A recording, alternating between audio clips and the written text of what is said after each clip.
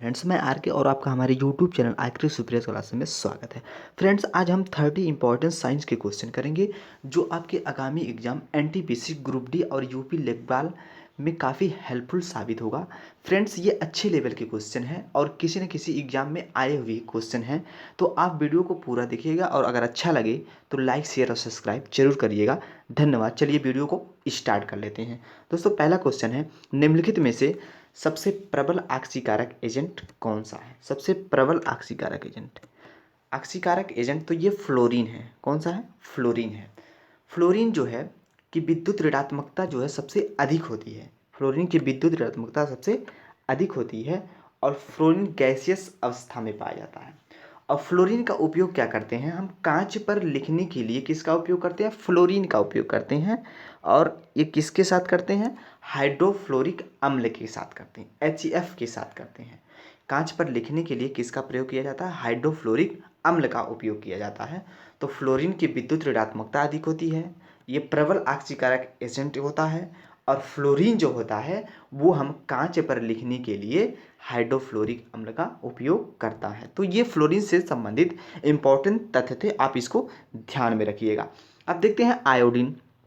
Iodine की बात करें तो आयोडीन ठोस होता है। आयोडीन क्या होता है? ठोस होता है।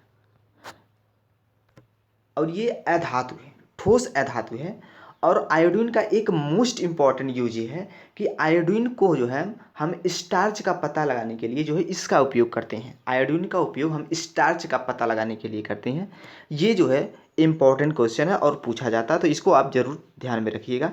चलिए अगला क्वेश्चन कर लेते हैं।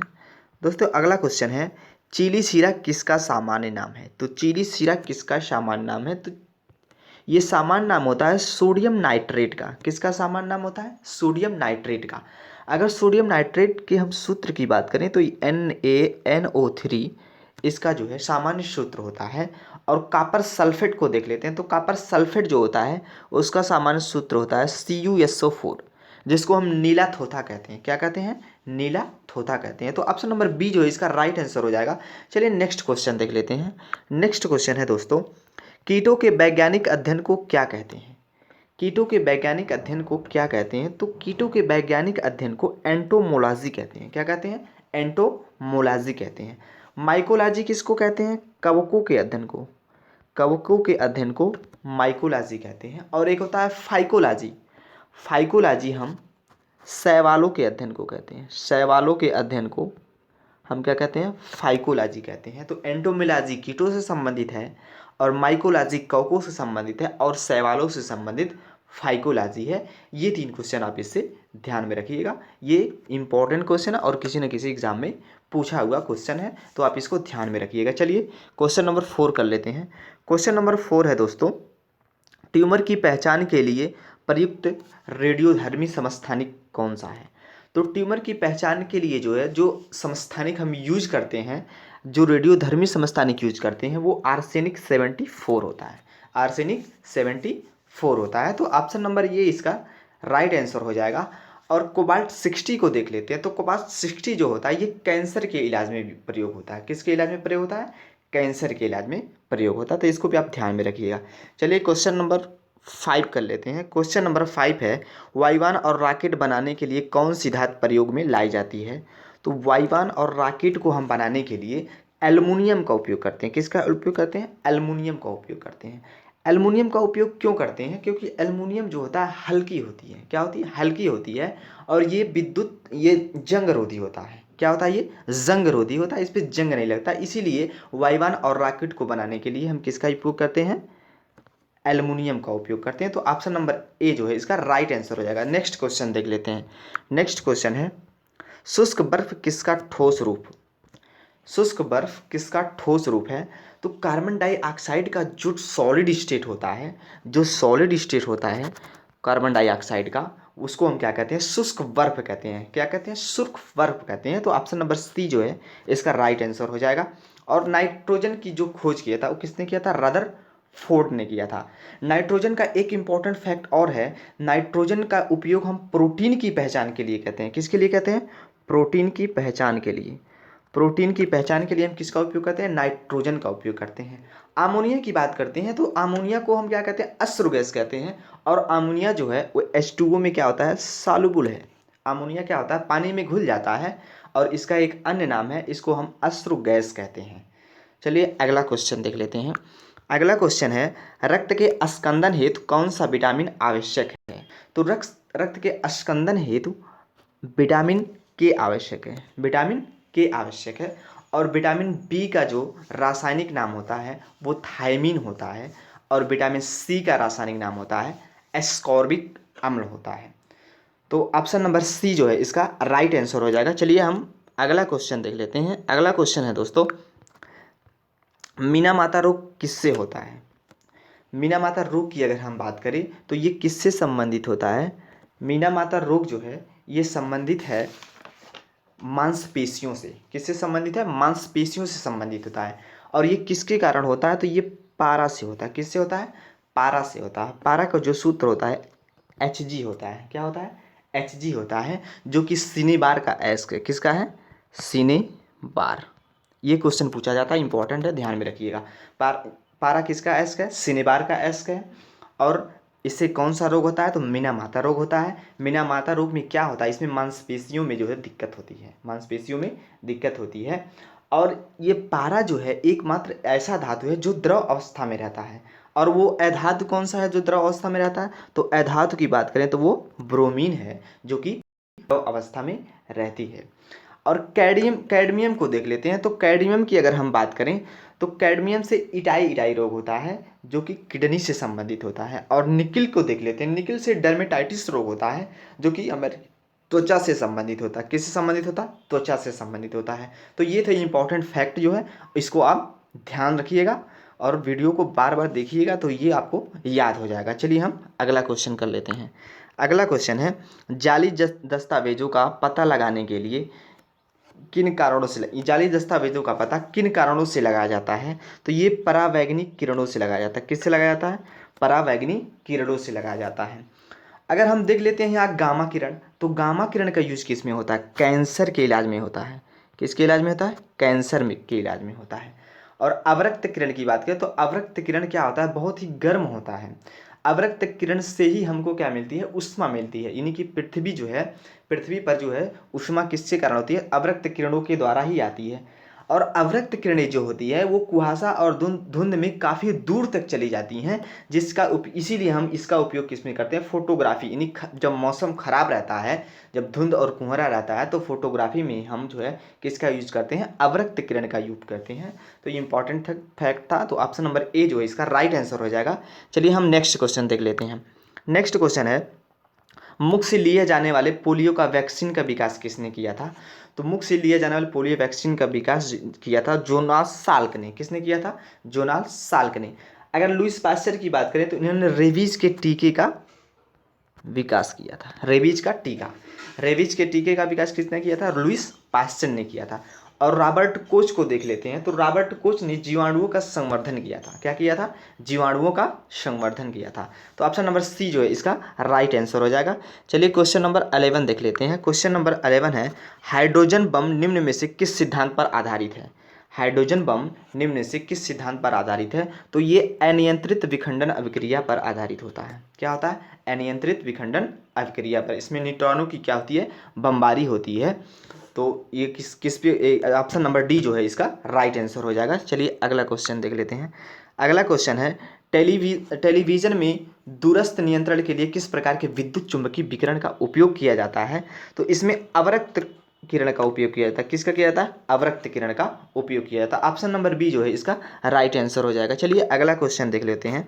अगला क्वेश्चन है, प्रोटीन के पाचन में सहायक एंजाइम कौन सा है? तो प्रोटीन के पाचन में जो सहायक एंजाइम होता है उसका नाम है ट्रिप्सिन। क्या है? ट्रिप्सिन। और यूरिया को देख लेते हैं। तो यूरिया का जो सूत्र होता है NH2CO NH2। यूरिया जो है एक ऐसा कार्बनिक यौगिक है जो प्रयोगशाला में हमने जो है सर्वप्रथम बनाया था। प्रयोगशाला में जो है सर्वप्रथम बनाने वाला यौगिक कौन सा है? तो वो यूरिया है। तो ऑप्शन नंबर सी इसका राइट आंसर हो जाएगा। चलिए अगला क्वेश्चन देख लेते हैं। अगला क्वेश्चन है, निम्नलिखित सिल्वर लमड़ से किसको कृत्रिम वर्षा उत्पन्न करने के लिए प्रयोग किया था? तो सिल्वर आयोडाइड का उपयोग किया था। किसका उपयोग किया था? सिल्वर आयोडाइड का उपयोग किया जाता है। अगर हम सिल्वर ब्रोमाइड की बात करें तो सिल्वर ब्रोमाइड जो है फोटोग्राफी फिल्म में सुग्राहिता लाने के लिए जो है इसका उपयोग किया जाता है, सिल्वर ब्रोमाइड का उपयोग किया जाता है। तो ऑप्शन नंबर जो है डी इसका राइट आंसर हो जाएगा। चलिए अगला क्वेश्चन देख लेते हैं। अगला क्वेश्चन है, मोती मुख्य रूप से बनता है, मोती किससे बनता है? तो कैल्शियम कार्बोनेट से मोती बनता है, कैल्शियम कार्बोनेट से मोती बनता है। और ऑप्शन नंबर ए जो है कैल्शियम ऑक्जेलेट, तो कैल्शियम ऑक्जेलेट जो है पथरी का रूप होता है। क्या होता है? पथरी का रूप होता है। कैल्शियम ऑक्जेलेट पथरी का रूप होता है। तो ऑप्शन नंबर सी इसका राइट आंसर हो जाएगा। चलिए अगला क्वेश्चन देख लेते हैं। अगला क्वेश्चन है, टाइफाइड से शरीर का कौन सा अंग प्रभावित होता है?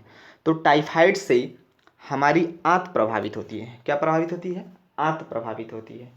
और मस्तिष्क, अगर मस्तिष्क की हम देख लें, इससे इंपॉर्टेंट फैक्ट को देख लें तो इसका जो वेट होता है वो 1400 ग्राम होता है। मस्तिष्क का वेट क्या होता है? 1400 ग्राम होता है। तो इसको आप ध्यान रखिएगा। चलिए क्वेश्चन नंबर 17 देख लेते हैं। क्वेश्चन नंबर 17, सोलर कुकर में किस दर्पण का उपयोग किया जाता है? सोलर कुकर में जो है हम किसका उपयोग करते हैं? अवतल दर्पण का उपयोग करते हैं। किसका उपयोग करते हैं? अवतल दर्पण का उपयोग करते हैं। अगर हम उत्तल दर्पण की बात करें तो उत्तल दर्पण का जो उपयोग होता है वो हमें पावर्स की वस्तुओं में, जो मोटर गाड़ी वगैरह होती हैं उसमें जो है पीछे की वस्तुओं को देखने के लिए साइड में हम क्या करते हैं? उत्तल दर्पण का उपयोग करते हैं। तो ऑप्शन नंबर ए जो है इसका राइट आंसर हो जाएगा। चलिए अगला क्वेश्चन देख लेते हैं। अगला क्वेश्चन है दोस्तों, कैल्सीफेरॉल किस विटामिन का रासायनिक नाम है? तो कैल्सीफेरॉल जो है वो विटामिन डी का जो है रासायनिक नाम होता है। और विटामिन ए का जो रासायनिक नाम है वो क्या है? रेटिनॉल। क्या है? रेटिनॉल। विटामिन ए की कमी से हमें रतौंधी हो जाता है। क्या हो जाता है? रतौंधी। विटामिन ए की कमी से रतौंधी होता है।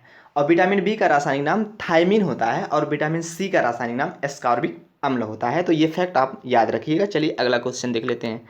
अगला क्वेश्चन है, प्रकाश संश्लेषण की प्रक्रिया में किसकी जरूरत नहीं होती है? तो प्रकाश संश्लेषण की प्रक्रिया में हमें सूर्य के प्रकाश, कार्बन डाइऑक्साइड और हरित लवक की ज़रूरत होती है, लेकिन ऑक्सीजन की ज़रूरत नहीं होती है। यानी प्रकाश संश्लेषण की प्रक्रिया में हमें ऑक्सीजन की ज़रूरत नहीं होती है। तो ऑप्शन नंबर डी जो है इसका राइट आंसर हो जाएगा। चलिए अगला क्वेश्चन देख लेते हैं। फ्यूज तार निम्न में से किस धातु का बना होता है? तो फ्यूज तार किसका बना होता है? तो फ्यूज तार सीसा और टीन का बना होता है। किसका बना होता है? सीसा और टीन का बना होता है। तो ऑप्शन नंबर बी जो है इसका राइट आंसर हो जाएगा। चलिए अगला क्वेश्चन देख लेते हैं। अगला क्वेश्चन है दोस्तों, द्रवित पेट्रोलियम गैस में मुख्यतः कौन सी गैसें होती हैं? तो जो एलपीजी होता है, लिक्विड पेट्रोलियम गैस इसको कहते हैं। क्या कहते हैं? Liquid petroleum gas. ये इसमें जो होता है मीथेन, ब्यूटेन और प्रोपेन होता है। इन्हीं की तीन चीज़ों का ये क्या होता है? मिश्रण होता है। तो ऑप्शन नंबर फर्स्ट जो है इसका राइट आंसर हो जाएगा। चलिए नेक्स्ट क्वेश्चन देख लेते हैं। नेक्स्ट क्वेश्चन है, मधुमक्खियों के प्रजनन एवं प्रबंधन को क्या कहते हैं? मधुमक्खियों के प्रजनन एवं प्रबंधन को क्या कहते हैं? तो इसको हम कहते हैं एपीकल्चर। क्या कहते हैं? एपीकल्चर कहते हैं। और सेरीकल्चर किससे संबंधित होता है? ये रेशम से संबंधित है। किससे संबंधित है? रेशम से। और पीसी कल्चर ये किससे संबंधित है? मत्स्य से संबंधित है। किससे संबंधित है? मत्स्य से संबंधित है। तो ये फैक्ट आप ध्यान रखिएगा। तो ऑप्शन नंबर डी जो है इसका राइट आंसर हो जाएगा। चलिए अगला क्वेश्चन देख लेते हैं। अगला क्वेश्चन है, निम्नलिखित में से किसको किसी कोशिका का अचल संपत्ति माना जाता है? तो कोशिका की अचल संपत्ति हम कहते हैं न्यूक्लिक अम्ल को कहते हैं। किसको कहते हैं? न्यूक्लिक अम्ल को कहते हैं। और अगर कार्बोहाइड्रेट की हम बात करते हैं तो कार्बोहाइड्रेट से जो हमें तत्काल ऊर्जा मिलती है, क्या मिलती है? ऊर्जा मिलती है। कार्बोहाइड्रेट से हमें तत्काल ऊर्जा मिलती है, लेकिन प्रोटीन से हमें सबसे अधिक ऊर्जा मिलती है। अगर आपके क्वेश्चन में सबसे अधिक ऊर्जा किससे मिलती है ये पूछा जाए तो आप वसा पे टिक लगाएंगे, ना कि कार्बोहाइड्रेट पे लगाएंगे। ये चीज़ आप ध्यान रखिएगा। चलिए अगला क्वेश्चन कर लेते हैं। अगला क्वेश्चन है दोस्तों, भोपाल गैस त्रासदी में उत्सर्जित गैस कौन सी थी? भोपाल गैस त्रासदी, भोपाल में एक घटना हुआ था, उसमें जो है यूनियन कार्बाइड बनाने वाली एक फैक्ट्री थी जिसमें जो है मिथाइल आइसोसाइनेट का रिसाव हुआ था। किसका हुआ था? मिथाइल आइसोसाइनेट, जिसका सूत्र होता है CH3CN। ये मिथाइल आइसोसाइनेट का सूत्र है, इसी का रिसाव हुआ था जिसमें जो है बहुत सारे लोगों की मृत्यु हो गई थी। तो इसी घटना को भोपाल गैस त्रासदी की घटना के नाम से जाना जाता है। तो ऑप्शन नंबर डी जो है इसका राइट आंसर हो जाएगा। चलिए अगला क्वेश्चन देख लेते हैं। अगला क्वेश्चन है, गैस इंजन का आविष्कार किसने किया था? गैस इंजन का आविष्कार डैम्बलर ने किया था। कौन किया था? डैम्बलर ने किया था। तो ऑप्शन नंबर डी जो है इसका राइट आंसर हो जाएगा। चलिए नेक्स्ट क्वेश्चन देख लेते हैं। नेक्स्ट क्वेश्चन है, वेंटोमीटर का प्रयोग किसके मापन के लिए किया जाता है? तो वेंटोमीटर का जो प्रयोग किया जाता है, तरल के प्रवाह की दर हम जो हम मापते हैं, क्या कहते हैं? तरल के प्रवाह की दर मापते हैं इसमें, यानी उसका जो है वेग कितना है, किसी तरल का वेग कितना है, वो किससे मापते हैं? वेंटोमीटर से मापते हैं। तो ऑप्शन नंबर ए जो है इसका राइट आंसर हो जाएगा। चलिए अगला क्वेश्चन देख लेते हैं। अगला क्वेश्चन है, नेचुरल सिलेक्शन द्वारा ओरिजिन ऑफ लाइफ पुस्तक किसने लिखा था? ओरिजिन ऑफ लाइफ पुस्तक जो है ये डार्विन की है। किसकी है? डार्विन। तो चार्ल्स डार्विन की जो है ये एक पुस्तक है जो नेचुरल सिलेक्शन यानी कि नेचुरल जो है से संबंधित है। तो ऑप्शन नंबर बी जो है इसका राइट आंसर हो जाएगा। चलिए नेक्स्ट क्वेश्चन कर लेते हैं। नेक्स्ट क्वेश्चन, गैमेट की शुद्धता का नियम का प्रतिपादन किसने किया था? तो गैमेट की शुद्धता का प्रतिपादन जो है कि नियम का प्रतिपादन जो किए थे वो मेंडल ने किए थे। किसने किए थे? मेंडल ने। और मेंडलीफ ने क्या किया था? इसने आवर्त सारणी की खोज की। क्या की? आवर्त सारणी की खोज। और रदरफोर्ड ने किसका खोज? तो इसने नाइट्रोजन की खोज किया। रदरफोर्ड ने क्या किया था? नाइट्रोजन का खोज किया था। ठीक है, तो ऑप्शन नंबर बी इसका राइट आंसर हो जाएगा। चलिए अगला क्वेश्चन देख लेते हैं। अगला क्वेश्चन है, निम्न में से कौन सा रोग वायरस से नहीं होता है? तो वायरस से टाइफाइड नहीं होता है, बाकी सब इन्फ्लुएंजा, गलसोत और पीलिया किससे होता है? ये वायरस से होता है, टाइफाइड वायरस से नहीं होता है। तो ऑप्शन नंबर बी जो है इसका राइट आंसर हो जाएगा। चलिए लास्ट क्वेश्चन देख लेते हैं। लास्ट क्वेश्चन है दोस्तों, बिना एंजाइम वाला पाचक रस है। बिना एंजाइम वाला पाचक रस कौन सा है? तो वो पित्त रस है। कौन सा है? पित्त रस है। पित्त रस में एंजाइम नहीं पाया जाता है दोस्तों। पित्त रस में जो है एंजाइम नहीं पाया जाता, फिर भी ये पाचन में जो है भोजन के पाचन में सहायता करता है। और लार में क्या पाया जाता है? लार में टाइलिन पाया जाता है। क्या पाया जाता है? टाइलिन। और पित्त रस जो है यकृत से स्रावित होता है। कहाँ से स्रावित होता है? यकृत से स्रावित होता है। तो ऑप्शन नंबर सी जो है इसका राइट आंसर हो जाएगा। दोस्तों ये सुपर 30 क्वेश्चन थे जो कि बहुत इंपॉर्टेंट है। और वीडियो आपको कैसा लगा हमें कमेंट करके ज़रूर बताइएगा। धन्यवाद।